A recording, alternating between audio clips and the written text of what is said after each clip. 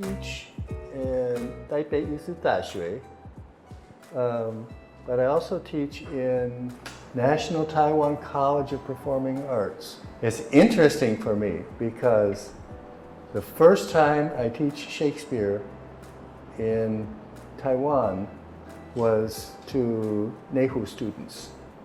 And first, they don't understand Shakespeare at all.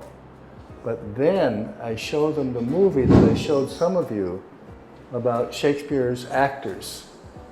And they go, oh, 现在我们明白, because they said Shakespeare and Chinese opera is so close. Big voice, big action.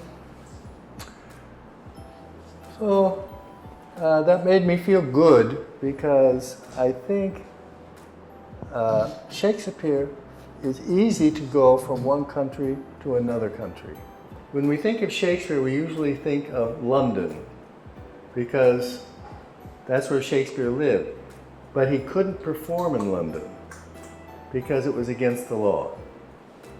He had to cross the river and perform on the other side of the river because that wasn't London, so it was allowed to be performed there. A lot of people will think that Shakespeare had an unhappy marriage. And the reason they think that is because she was older than him, 7 years older. And also, she was pregnant when they got married. And a couple other reasons. He lived mostly in London part of the year. She lived in the country. If you're 16 or 17 years old, a 25-year-old woman is very likely the most beautiful thing you've ever seen in your life. So, I think that's silly to say that just because there's that age difference. That they were pregnant before they got married, that was so common. And then he lived out of the town, and she lived in the town. But he kept going back to the town. Shakespeare wrote plays. Stratford was tiny, so he needed to be in London.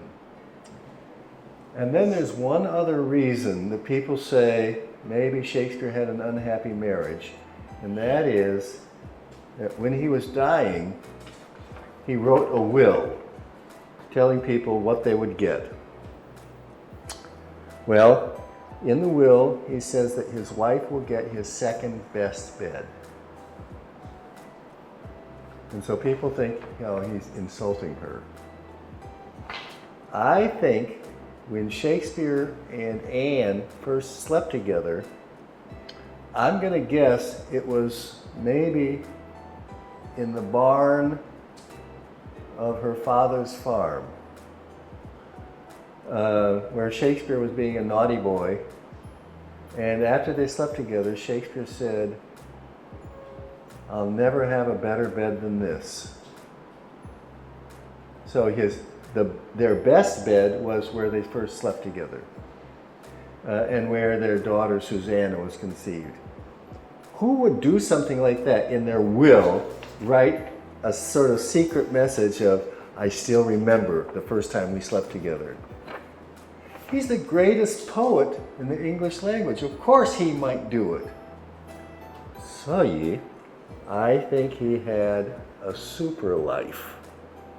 I also think he had both happiness and sadness. And one of the great happinesses he had was his first child, Susanna. She was the apple of his eye. She was so smart, just like her mother. But she was also active in life. He had two other children. He had twins. They were born somewhat later, Hamlet and Judith.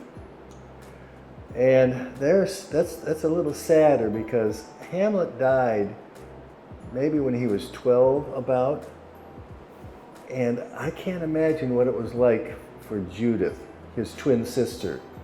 I don't know if they were identical twins, but even if not identical, they probably looked a little bit alike because they're twins. So imagine, you're Judith your brother died, the boy of the family, and every time your father looks at you, he becomes sad because you remind him of his son. He's not sad at you, he's, oh boy, 非常很复杂, so complicated. And her life was complicated. She ended up okay marriage, but it took her for a little while.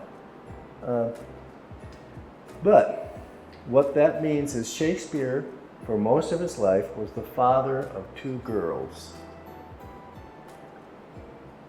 And that's why we're reading As You Like It.